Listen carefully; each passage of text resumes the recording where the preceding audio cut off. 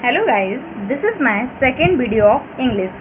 First video में मैंने आपको इंग्लिश के बारे में कुछ बेसिक जानकारी दी थी कि इंग्लिश कहाँ से ऑरिजिनेट हुआ है। इंग्लिश इंग्लैंड से ऑरिजिनेट हुआ है। इंग्लिश इंग्लैंड की भाषा है। इंग्लैंड के लोगों ने ही अदर कंट्री में इसको फैलाया है। मैंने आपको इंग्लिश के बारे में बताया था कि English is a language. English से वर्ड बना है इंग्लिश लैंग्वेज। इंग्लिश लैंग्वेज को फिर हम इंग्लिश बोलने लगे तो एक भाषा का नाम बन गया। वैसे जो इंग्लिश वर्ड है वो एडजेक्टिव भी होता है, बट नाउन में आने के बाद ये भाषा का नाम हो जाता है। मैंने आपको लैंग्वेज की एक डेफिनेशन बताई थी। देखिए, मैं हिंदी में भी इसे लिख सकती हूँ, लेकिन मेरा मानना है कि अगर मैं हर एक डेफिनेशन को हिंदी में लिखूँगी तो आप इंग्लिश से इंटरेक्ट कम कर पाएंगे। तो मैं आपके लिए ऐसा करूँगी कि मैं कोई भी डेफिनेशन को इंग्लिश में लिख ज़रूर दूँगी, बट उसे हिंदी में एक्सप्लेन कर दूँगी। जैसे कि मैंने आपको एक लैंग्वेज की डेफिनेशन बताई थी, a language is a medium of exchanging ideas, यानी कि भाषा एक माध्यम है।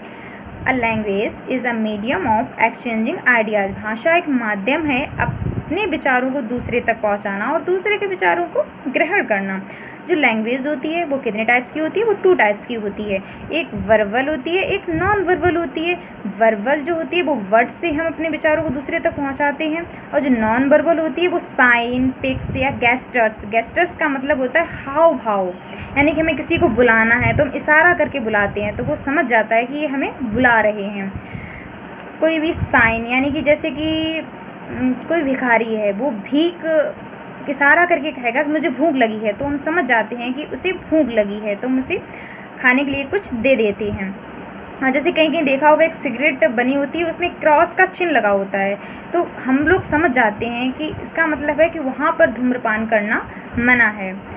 जैसे वर्बल जो लैंग्वेज होती है वो 2 टाइप्स की होती है। एक ओरल होती है, एक रिटेन होती है। ओरल मीन्स मौखिक, यानी कि बोलकर हम अपने विचारों को दूसरे तक पहुंचाते हैं और दूसरे के विचारों को ग्रहण करते हैं। रिटेन जो होती है यानी लिखने के माध्यम से, जैसे कि कोई बोर्ड है वहाँ पे हम लिख दें नो स्मोकिंग, तो यानी कि लिखकर हम अपने विचारों को प्रकट कर रहे हैं कि यहाँ पे धूम्रपान करना मना है। ओके, मैंने आपको इंग्लिश के बारे में कुछ बेसिक जानकारी दी, उसके बाद लैंग्वेज के बारे में बताया कि लैंग्वेज क्या है, अपने विचारों को दूसरे तक पहुंचाना और दूसरे के विचारों को ग्रहण करना। जो डेली लाइफ में हम जिस माध्यम का यूज़ करते हैं, जिस भाषा का यूज़ करते हैं, वो क्या कहलाता है? लैंग्वेज कहलाती है। और लैंग्वेज और ग्रामर में क्या डिफरेंस है? बेसिकली इसमें डिफरेंस होता है, क्योंकि जो लैंग्वेज होती है वो एक माध्यम है, जो ग्रामर होती है वो एक स्टडी ऑफ लैंग्वेज, कि किस वर्ड को हमें कहाँ यूज़ करना है, ये ग्रामर में हम सीखते हैं। अब जो हम लोग लैंग्वेज यूज़ करते हैं उसमें सेंटेंस आते हैं, तो सेंटेंस क्या है उसके बारे में मैं आपको बताऊंगी। सेंटेंस द ग्रुप ऑफ, यानी कि शब्दों का जो समूह होता है, the group of grammatically arranged words, यानी कि शब्दों का ऐसा समूह जो व्याकरण के अनुसार क्रमबद्ध हो। A group of grammatically arranged words which makes a complete sense, शब्दों का ऐसा समूह जो व्याकरण के अनुसार क्रमबद्ध हो और एक कंप्लीट, यानी कि एक पूर्ण अर्थ दे, वो क्या कहलाता है? सेंटेंस कहलाता है। फॉर एग्जाम्पल, जैसे कि माई मदर इज़ हैप्पी, मेरी माँ खुश हैं। अगर ये एक प्रॉपर तरीके से ये वर्ड अरेंज्ड हैं तो एक प्रॉपर सेंटेंस बन गया और इसका एक पूर्ण अर्थ निकल रहा है। इसी जगह अगर हम यहाँ लिख दें मदर हैप्पी माई इज़, तो ये जो वर्ड है ये प्रॉपर तरीके से अरेंज नहीं है। अपने अनुसार हम इसका अर्थ समझ तो सकते हैं, बट जो इसका अर्थ निकल रहा है वो एक प्रॉपर नहीं निकल रहा है। इस वजह से जो सेंटेंस होता है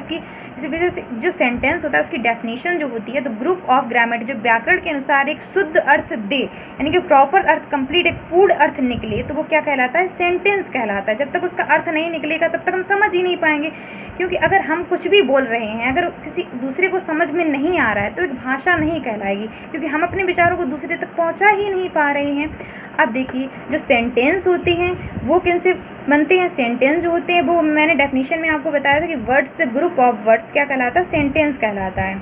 a group of grammatically arranged words, इसी में वर्ड्स इंक्लूड है, तो यानी कि शब्दों का जो समूह होता है वो वाक्य कहलाता है। वाक्य किससे बनते हैं? लेटर से बनते हैं। द ग्रुप ऑफ लेटर्स क्या कहलाएगा? वर्ड्स कहलाएगा।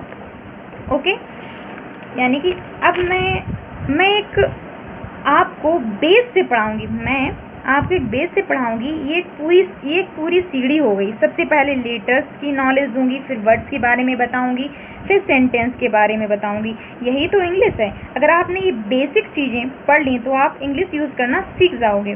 तो नेक्स्ट वीडियो में मैं आप सभी को लेटर्स के बारे में पढ़ाऊँगी। Thanks for watching. अगर वीडियो अच्छा लगा हो तो प्लीज़ लाइक और सब्सक्राइब ज़रूर कीजिएगा।